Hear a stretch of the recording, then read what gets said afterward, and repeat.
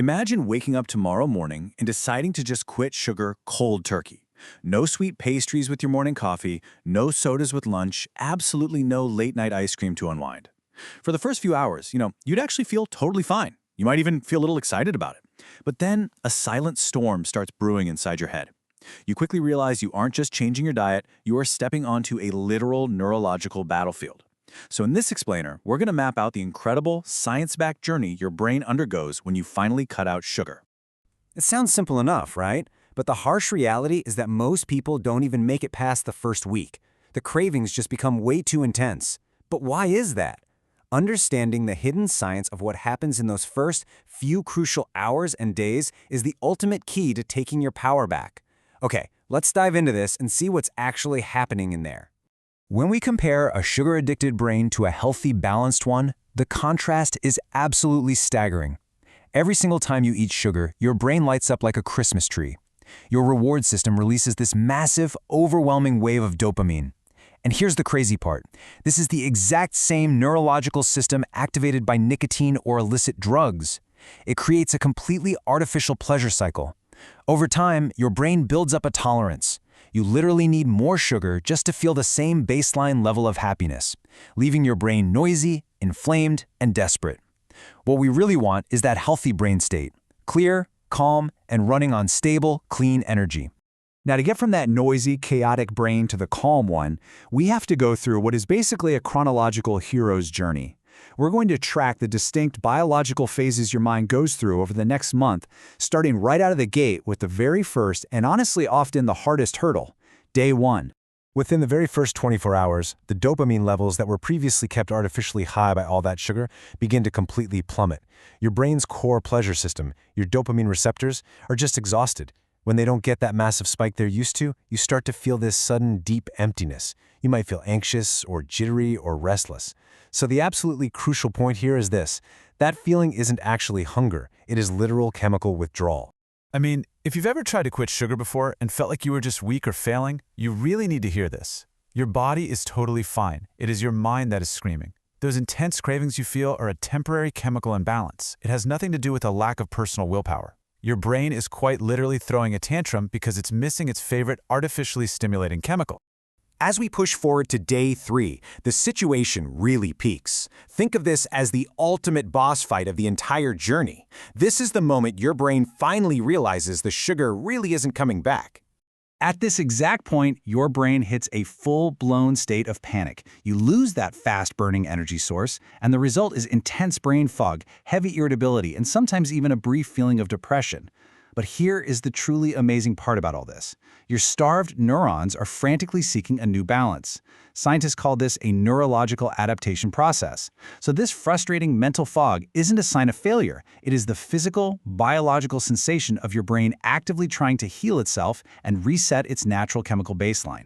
And while your brain is fighting through that heavy fog, your body actually rushes in like the ultimate supporting cast by the end of week 1. First off, your liver starts flushing out all that stored excess glucose. Your insulin sensitivity naturally improves, but perhaps most amazingly, your gut microbiome undergoes a massive shift. The bad bacteria that literally feed on sugar begin to die off, and they're replaced by good bacteria. And get this, because over 90% of your serotonin, the happiness hormone, is produced right there in your gut, this physical shift beautifully begins to elevate your overall mood. By the time we hit the halfway mark at day 15, you'll notice the mental fog finally begins to lift. And why is that? Well, because something miraculous is happening physically inside your head. We officially enter the phase of neuroplasticity. Fascinating MRI studies show that after just a few weeks without sugar, the prefrontal cortex, which is the exact area of your brain responsible for impulse control and decision-making, literally changes its physical structure. It heals. So you are no longer just resisting temptation through sheer grit.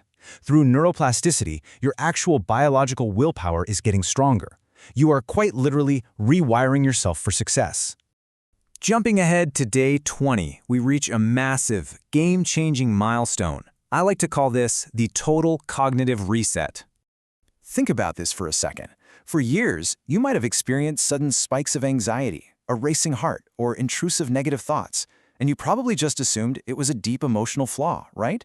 But researchers have found that chronic sugar intake actually changes the structure of your amygdala, making you hyperreactive to stress.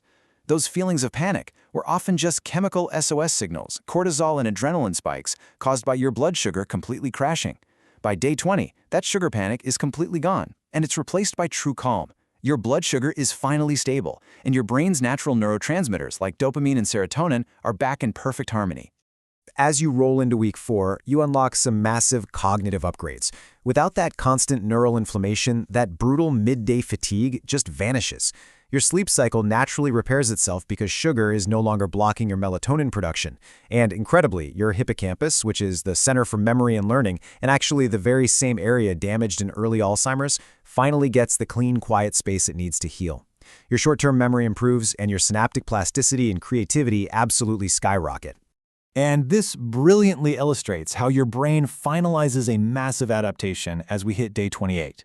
It fully switches over to a completely new, vastly superior fuel source. That new fuel source is ketone bodies. Once you are completely free from the exhausting glucose roller coaster, your brain naturally shifts to burning ketones produced from fat. And, surprisingly, science shows the human brain actually vastly prefers this clean burning energy.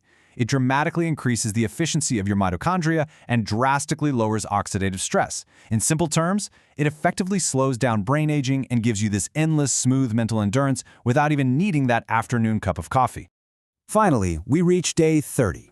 You've conquered the challenge. You've achieved complete metabolic and mental liberation. Your brain is fully rewired and running like a finely tuned machine. But, this raises a really critical question, one I'm sure you're wondering about right now.